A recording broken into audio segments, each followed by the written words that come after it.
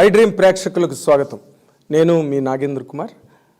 ఇప్పుడే సలార్ సినిమా చూసి వచ్చి ఆ అనుభవాలు మీతో పంచుకోవాలన్న ఆలోచనతో మాట్లాడుతున్నాను. ఎంతో కాలంగా ఈ సినిమా గురించి వెయిట్ చేస్తున్నారు. ప్రభాస్ అభిమానులు కావచ్చు, లేదా ప్రపంచవ్యాప్తంగా ఉన్న తెలుగు సినిమా ప్రేమికులు కావచ్చు, లేకపోతే బాలీవుడ్ టు టాలీవుడ్, కాలీవుడ్, అన్ని వుడ్స్ ఈ సినిమా గురించి చాలా సీరియస్గా ఎదురు చూడడం జరిగింది. ఎందుకంటే it is a highly expected film.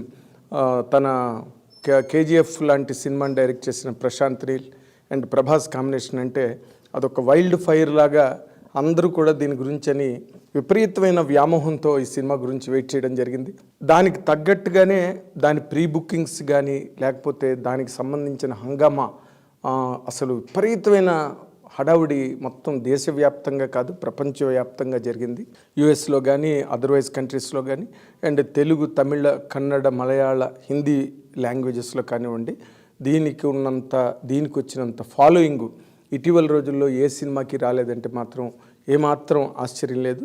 ఈ సినిమా దాదాపు 2 గంటల 55 నిమిషాలు, 3 గంటల సేపు ఈ సినిమా ఉన్నప్పటికీ కూడా మనకి ఆ ల్యాగ్ కానీ, లేకపోతే ఇంతసేపు సినిమా ఉంది ఏంటి అని కానీ ఏమాత్రం అనిపించకుండా ఎంత ఎంగేజింగ్గా తీసాడంటే ప్రశాంత్ నీల్ సినిమా.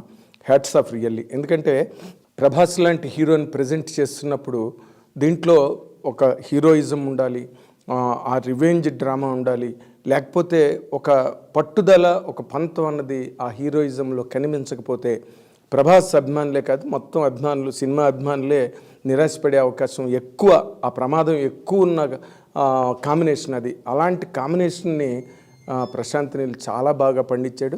మొదటి నుంచి కొస వరకు, అంటే చిన్ననాటి వాళ్ళిద్దరి మధ్య, అంటే తన ప్రభాస్ అండ్ పృథ్వీరాజ్ మధ్యన వాళ్ళ చిన్ననాటి స్నేహాన్ని చాలా గొప్పగా ఎక్స్ప్లైట్ చేసి, ఆ ముక్కుకున్న ఆ ముక్కు కాడ తీసి అవతల పారేస్తే అది ఒక సామ్రాజ్యంలో ఒక సింహాసనానికి, ఒక అధికారానికి గుర్తుగా ఉన్నదాన్ని తీసి అవతల వాళ్ళు పారేయడం అన్నదాన్ని ఒక స్నేహితుడిగా జీర్ణించుకోలేని ప్రభాస్ చిన్నప్పుడు దేవా తన స్నేహితుడి కోసం వెళ్ళి చాలా తన ప్రాణాలకే తెగించి మళ్ళీ ఆ ముక్కు కాడ తీసుకొచ్చి స్నేహితుడికి ప్రజెంట్ చేయడం దగ్గర వాళ్ళిద్దరికీ ఉన్న ఆ ఫ్రెండ్షిప్ బాండ్ ఏంటన్నది బాగా ఎస్టాబ్లిష్ చేసి అక్కడి నుంచి సినిమా టేకాఫ్ అయ్యి తర్వాత రకరకాల పాత్రలన్నీ కూడా దానిలో ఇంట్రడ్యూస్ అయ్యి అలా వెళ్తున్న కొద్దీ సినిమా చాలా హెవీగా మారి ప్రభాస్ క్యారెక్టర్ని చాలా గొప్పగా పెంచి, హీరోయిజంని ఆ కథలో చాలా గొప్పగా చొప్పించి, అంటే ఎక్కడ కూడా కథ వేరు, హీరోయిజం వేరు అన్న ఒక్క బైఫర్కేషన్ అన్నది లేకుండా ఆ కథని అంత గొప్పగా ఒప్పించి తీయడం అన్నదే ఈ సినిమాలో ఉన్న బేసిక్ ఛాలెంజ్. ఆ ఛాలెంజ్ని మాత్రం ప్రశాంత్ నీల్ చాలా గొప్పగా ఎగ్జిక్యూట్ చేసాడని చెప్పాలి. ఎందుకంటే ప్రభాస్ క్యారెక్టర్ ఇంట్రడ్యూస్ అయిన దగ్గర నుంచి కూడా మనం ప్రభాస్ ఏం చేస్తాడు, ఏం చేయబోతున్నాడు, ఏ విధంగా తన తాలూకా హీరోయిజం అన్నది ఎస్టాబ్లిష్ అవుతుంది అనే యాంగిల్లోనే ఏ ఆడియన్స్ అయినా ఎదురు చూస్తాడు. మొదటంతా కొంత సైలెంట్ క్యారెక్టర్లా కనిపించినప్పటికీ కూడా ఎప్పుడైతే ఫ్రెండ్ మళ్ళీ తిరిగి వెనక్కి వచ్చి నీ సాయం నాకు కావాలి అన్నప్పుడు ఒక్కసారిగా ప్రభాస్ ఎంటర్ అవ్వడం, అంటే అవతల వాళ్ళు ప్రత్యర్థులు విపరీతమైన దేశ విదేశాల నుంచి సైన్యాలు కావలసినంత యుద్ధ సామగ్రి తీసుకొచ్చి పెట్టిన టైంలో ఒకే ఒక్క దేవ తన స్నేహితుడిని తన కోసం తెచ్చుకుంటాడు. మొత్తం ఆ ఫోర్ట్ అంతా, మొత్తం ఆ రాజ్యం అంతా కూడా చాలా స్టన్ అయిపోతారనమాట. ఏంటి ఎంతమంది వచ్చేస్తారనుకుంటే ఒక్కడే వచ్చేడేంటి అనే ఒక్క ఫీలింగు సినిమాని ఒక్కసారి అలా మీదకి లేపిందనమాట. ప్రభాస్ క్యారెక్టర్ సెకండ్ హాఫ్ దగ్గర నుంచి, అంటే ఫస్ట్ హాఫ్ అంతా ఇంట్రడక్షన్స్, ఇది సీజ్ ఫైర్ 1 పార్ట్ 1 కాబట్టి మొట్టమొదటి క్యారెక్టర్లన్నింటినీ ఎస్టాబ్లిష్ చేయడానికి బాగా టైం తీసుకుని ఫస్ట్ హాఫ్ అంతా కూడా దాని మీదే బాగా కాన్సన్ట్రేట్ చేసి, ఎందుకంటే బికాజ్ ఇది సెకండ్ హాఫ్కి నిలబడాలి, మళ్ళీ సెకండ్ పార్ట్కి నిలబడాలి కాబట్టి క్యారెక్టర్లన్నీ పరిపూర్ణంగా ఎస్టాబ్లిష్ చేసి అక్కడ ఉన్న కథ ఏంటి, ఆ కథలో ఉన్న మెయిన్ ఛాలెంజ్ ఏంటి, మెయిన్ డిమాండ్ ఏంటి అన్నది బాగా ఎస్టాబ్లిష్ చేసి వాళ్ళిద్దరి మధ్య ఉన్న ఫ్రెండ్షిప్ని ఎస్టాబ్లిష్ చేసి ఆ రాజ్యంలో ఉండే కుట్రలు కుతంత్రాలు ఆ కోటలో ఉండే కాన్స్పిరసీస్ ఇవన్నీ బాగా ఫస్ట్ హాఫ్లో అన్నీ మనకు చూపించి సెకండ్ హాఫ్కి అంటే ఆ కథలో బిగినింగ్ బేసిక్ క్యారెక్టర్స్ ఇంట్రడక్షనే ఉంటుంది. సెకండ్ హాఫ్ ఒక్కసారి ఆ ఖాన్ సారు ఆ కింగ్డమ్ అంతా ఓపెన్ చేసిన తర్వాత ఆ లోపలున్న మాయోపాయాలు అనండి, దుర్మార్గాలు అనండి, అరాచకాలు అనండి, వాటన్నిటిని కూడా చాలా అంటే హీరోయిన్ శృతి హాసన్కి ఒక క్యారెక్టర్ ద్వారా అసలు అప్పుడు ఏం జరిగింది అన్నది చెప్పించడం అన్నదే అందులో ఆ నెరేటివ్ ఇంట్రెస్ట్. తను మొత్తం ఓపెన్ చేసి ఇలా జరిగింది, దేవా ఎందుకు వచ్చాడు అక్కడికి, దేవా ఏంటి అన్నది ఆ బేసిక్స్ని చాలా గొప్పగా అసలు చూపిస్తూ దాంట్లో ఉండే ఆ హెవీనెస్ యాక్షన్ ఎపిసోడ్స్ ఉన్నాయి, అసలు ఎక్స్ట్రాడినరీగా ఉన్నాయన్నమాట. అంటే ప్రభాస్ దగ్గర నుంచి ఏవైతే మనం ఎక్స్పెక్ట్ చేస్తామో, ప్రభాస్ పర్సనాలిటీ అవనండి, లేకపోతే ప్రభాస్కు ఉండే ఆ హీరోయిక్ ఇమేజ్ అవనండి, బాహుబలితో వచ్చిన ఇమేజ్ కానివ్వండి, మధ్యలో 2-3 సినిమాలు డిసప్పాయింట్ చేసాయి, ఆదిపురుష్ కానీ రాధేశ్యామ్ కానీ ఇవన్నీ. బట్ వాటన్నిటినీ ఆ ఛాలెంజ్ ఒకటి దృష్టిలో పెట్టుకున్నాడు ప్రశాంత్ నీల్. ఎందుకంటే ప్రభాస్ని చూపించాలంటే ఎప్పుడు కూడా ఒక ఫైర్ గన్ని తీసుకెళ్ళి ఫైర్ గన్ లాగే చూపించాలి తప్పితే ఆ ఫైర్ గన్ని మనం చాలా మాడిఫై చేసి ఏదో ఆర్టిస్టిక్గా చూపిద్దాం అనుకుంటే మాత్రం ఆడియన్స్ ఎంజాయ్ చేయలేరు అన్నది కమర్షియల్ ఫార్ములా. అంతే, ఏ కమర్షియల్ హీరో అయినా కూడా ఆ ప్రోటోకాల్ అన్నది ఆ హీరోయిజంకి ఉంటేనే ఆ సినిమాకి హెల్ప్ అవుతుంది, ఆ సినిమా అభిమానులు కూడా ఎంజాయ్ చేస్తారు. అండ్ జనరల్ రెగ్యులర్ ఆడియన్స్ కూడా హీరోయిజం ఎలివేట్ అవుంది ఫిల్మ్, ఏ ఫిల్మ్కి కూడా ఏ ఫిల్మ్ టచ్చింగ్గా మనకు టచ్ అవ్వదు ఆ సినిమా. బట్ ఈ సినిమాలో ప్రశాంత్ నీల్ అంత కేరు తీసుకున్నాడు. అండ్ సెకండ్ హాఫ్కి వచ్చేసరికి అసలు ఒక బీభత్సం క్రియేట్ అవుతుందన్నమాట. అసలు ప్రభాస్ క్యారెక్టర్ దానిలోకి వెళ్ళడం ఏదో మనవాళ్ళు అంటే మహాభారతంలో దుర్యోధనుడు సైన్యాలన్నీ కోరుకుంటే అర్జునుడు ఒక్క కృష్ణుడినే కోరుకున్నాడు యుద్ధం చేయడానికి, అది రససారథిగా రమ్మని చెప్పి అన్న మాటకి చాలా అన్వయం కుదిరే విధంగా దేశ విదేశాల నుంచి సైన్యాలన్నింటినీ యుద్ధ సామగ్రిని వీళ్ళు రవాణా చేసుకుని యుద్ధంలోకి దించుకోవాలని ప్రత్యర్థులందరూ ఊహిస్తున్నప్పుడు ఈ పృథ్వీరాజ్ అనే క్యారెక్టర్ వెళ్ళి ప్రభాస్ని నువ్వు రావాలి, ఇక్కడ పరిస్థితి ఇలా ఉందని చెప్పి చెప్పకుండా అది కూడా చాలా అంటే డైలాగ్ కూడా ఎంత బ్రీఫ్గా ఎంత ప్రిసైజ్గా వాడారంటే చాలా extraordinary presentation of a film. ఒక మాస్ కమర్షియల్ హీరోని అంత ఒక హెవీ బడ్జెట్ హెవీ లెవెల్లో తీసినప్పుడు ఎలా చెయ్యాలి, ఎలా తీయాలి అన్నదానికి ఇప్పుడు ఈ సలార్ అన్నది 100% ఒక బెస్ట్ ఎగ్జాంపుల్ అని చెప్పడానికి ఏమాత్రం సందేహించక్కర్లేదు. సెకండ్ హాఫ్లో అంటే నేను సెకండ్ హాఫ్ గురించి ఎందుకు చెప్తున్నానంటే ఏ సినిమా అయినా ఎప్పుడైనా కూడా ఫస్ట్ హాఫ్ అంతా కూడా ఇంట్రడక్షన్స్ ఉంటాయి అండ్ కథ తాలూకు నెరేటివ్ తాలూకు లాక్స్ ఉంటాయి. అవి సెకండ్ హాఫ్కి వచ్చేసరికి ఎప్పుడైనా కూడా ఆ లాక్స్ ఓపెన్ అవ్వాలి. అండ్ సెకండ్ హాఫ్లో మెయిన్ కథ అన్నది 100% డైరెక్టర్ ఏం చెప్దాం అనుకుంటున్నాడో ఆ కథ సెకండ్ హాఫ్లో ఉంటుంది. కాబట్టి సలార్లో సెకండ్ హాఫ్ చాలా ఇంపార్టెంట్ రోల్ ప్లే చేస్తుంది. ఎందుకంటే ఎప్పుడైతే వన్స్ అంటే ఈ రాజ్యం నుంచి చిన్నప్పుడు ఏ స్నేహితుడు కోరిక మీద ఏ స్నేహితుడు ప్రార్థన మీద ఆ కింగ్డమ్ము ఆ ప్రాంతాన్ని వదిలేసి ఇంకో ప్రాంతానికి వెళ్ళి వాళ్ళు తల్లి కొడుకు బతుకుతున్నారో ఆ ప్రాంతానికే మళ్ళీ పృథ్వీరాజ్ వెళ్ళి నువ్వు మళ్ళీ రావాలని వెనక్కి తీసుకొచ్చిన తర్వాత వన్స్ ఆ కాన్సార్లోకి మళ్ళీ ప్రభాస్ ఎంటర్ అయిన దగ్గర నుంచి సినిమా వేరే లెవెల్లో ఉన్నది యాక్చువల్గా కూడా. అంటే అంత ఒక హీరో అప్పటి వరకు కామ్గా ఉన్న హీరో సెకండ్ హాఫ్లోకి వచ్చి ఆ కింగ్డమ్లో తన ఫ్రెండ్ చుట్టూరా అంటే ఎప్పటి వరకు ఫ్రెండ్ మీద ఒంటి మీద చెయ్యొద్దు అని చెప్తున్నాడు, చెప్పినా వినకుండా ఆ విలన్ దాని మీద ఆ ఫ్రెండ్ మీద చెయ్యేసాడు అన్న టైంకి చెయ్యే నరికేసే అంత ఒక గొప్ప ఫ్రెండ్లీ బాండ్ని ఒక పక్కన చూపిస్తూ దాంట్లోనే ప్రభాస్ తాలూకు హీరోయిజంను కూడా చూపించి ఆ సీన్ చాలా మెయిన్ కీలకమైన సీన్ దానిలో ఆ సినిమాలో అద్భుతం అనమాట. అంటే ఒక క్యారెక్టరైజేషన్ అవనండి, లేకపోతే సీనిక్ నెరేషన్ అవనండి, లేకపోతే స్క్రీన్ ప్లే అవనండి. అంటే మనం ఈ కైండ్ ఆఫ్ స్క్రీన్ ప్లేస్ మనం ఎప్పుడు కూడా ఎక్కువగా హాలీవుడ్ కైండ్ ఆఫ్ ఫిల్మ్స్లోనే చూస్తాం. అంటే మన తెలుగు కానీ మన ఇండియన్ లాంగ్వేజెస్లో ఇలాంటి స్క్రీన్ ప్లే కానీ లేకపోతే ఇలాంటి క్యారెక్టర్ ప్రజెంటేషన్స్లో కానీ మనం చాలా తక్కువగా చూస్తాం, చాలా అరుదు లేదా అసలు ఉండవని చెప్పడానికి కూడా ఏమి సందేహించనక్కర్లేదు. అలాంటి ఒక పారామీటర్స్లో ఈ స్క్రీన్ ప్లేని ఫిట్ చేయడం సెట్ చేయడం జరిగింది Prashanth Neel.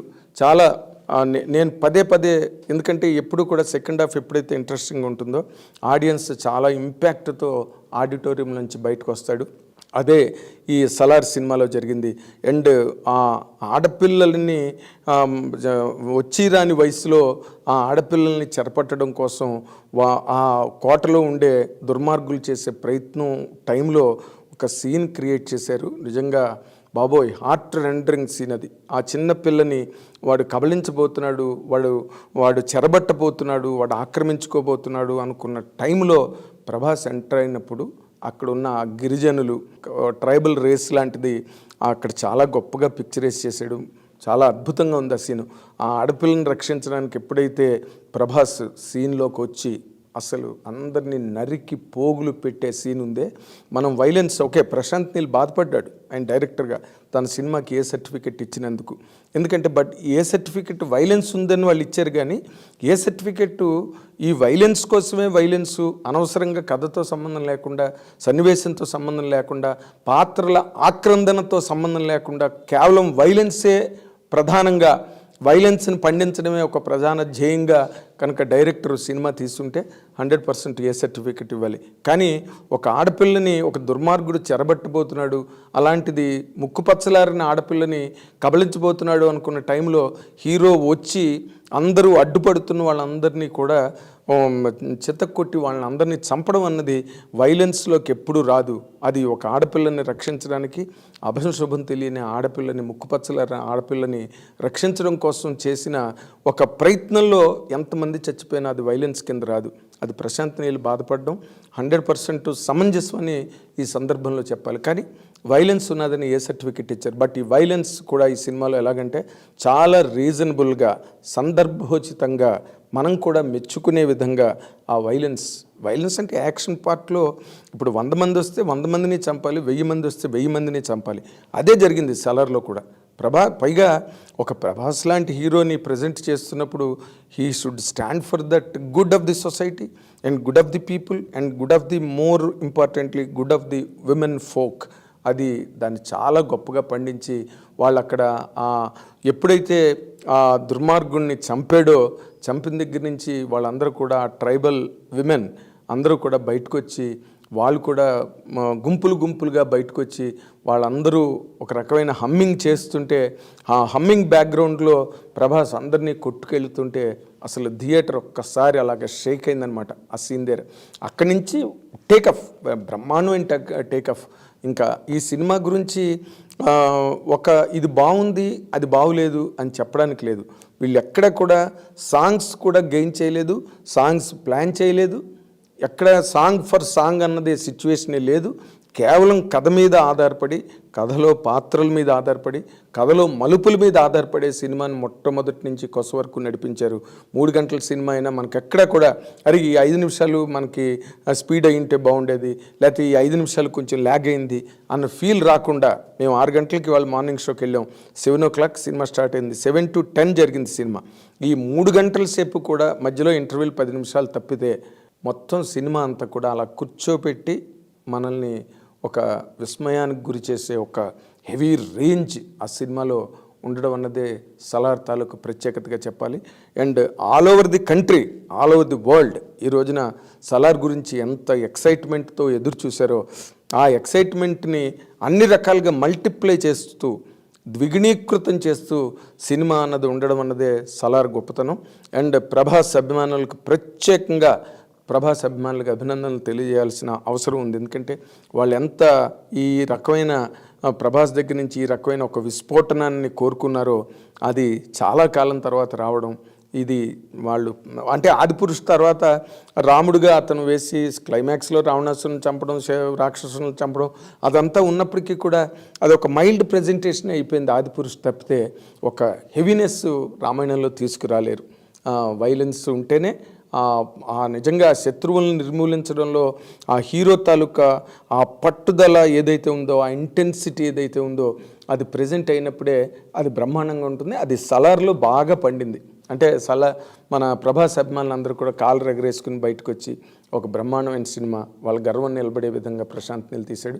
And more importantly KGF ఎంత బాగుందో కేజీఎఫ్ సినిమా సెకండ్ పార్ట్ 2 ఎంత బాగుందో ఫస్ట్ పార్టే అంత గొప్పగా ఉంది సలార్. అది గొప్ప విషయం ఇందులో. సెకండ్ పార్ట్ 2 కేజీఎఫ్ ఎంత బాగుందో పార్ట్ 1 అంత బాగుంది, అంతకన్నా బాగుందని కూడా చెప్పొచ్చు. ఎందుకంటే ఇక్కడ ప్రభాస్ అనే ఒక ఎలిమెంట్ ప్రత్యేకంగా ఈ సినిమాకి యాడ్ అయింది కాబట్టి తనకున్న ఫాలోయింగ్, తనకున్న పాపులారిటీ, తనకున్న వరల్డ్ ఓవర్ క్యాన్వాస్ ఏదైతే ఉందో, తనకున్న ఆడియన్సు, ఆ యాంగిల్స్లో కనుక ఆలోచిస్తే ప్రభాస్ 100కి కోటిపాళ్ళు సినిమాని పెంచాడు. అండ్ తన తాలూకు పెర్ఫార్మెన్సు, డైరెక్టర్ ఏం చెప్పాడో అది చెప్పి, డైలాగులు చాలా సీన్స్లో డైలాగులు ఉండవు ప్రభాస్కి, ఉన్న ఒకటి అరా చిన్న చిన్న డైలాగులే ఉంటాయి. తన ప్రజెంటేషను, తన ప్రొసీడింగు, తన ట్రావెలు కథలోని అద్భుతం. 100% ఇది ఒక పారాడైమ్ అనమాట, ఒక ఎగ్జాంపుల్. ఒక హీరోయిజం సినిమా ఎలా ఉండాలి అన్నదానికి సలార్ 100% ఒక గ్రేట్ ఎగ్జాంపుల్గా నిలబడుతుంది రాబోయే టైంలో అని చెప్పడానికి ఏ రకమైన సందేహం అక్కర్లేదు. అండ్ ఆల్ ది క్యారెక్టర్స్, ముఖ్యంగా ఇందులో ఉన్న ప్రత్యేకత ఏంటంటే ఆల్ లాంగ్వేజెస్లో ఉన్న సూపర్ స్టార్స్, అంటే పాపులర్గా ట్రెండింగ్లో ఉన్న యాక్టర్స్ ఎవరెవరైతే ఉన్నారో, ఇక్కడ మనకి తెలుగులో జగపతి బాబు కానీ, లేకపోతే బాబీ సింహ తమిళ నుంచి కానీ, లేకపోతే పృథ్వీరాజ్ మలయాళం కన్నడ 2 కవర్ చేయగలడు అతను కానీ, తర్వాత ఈశ్వరీరావు కానీ, వీళ్ళందరూ కూడా మదర్ వేసిన ఆర్టిస్టు ఆవిడ.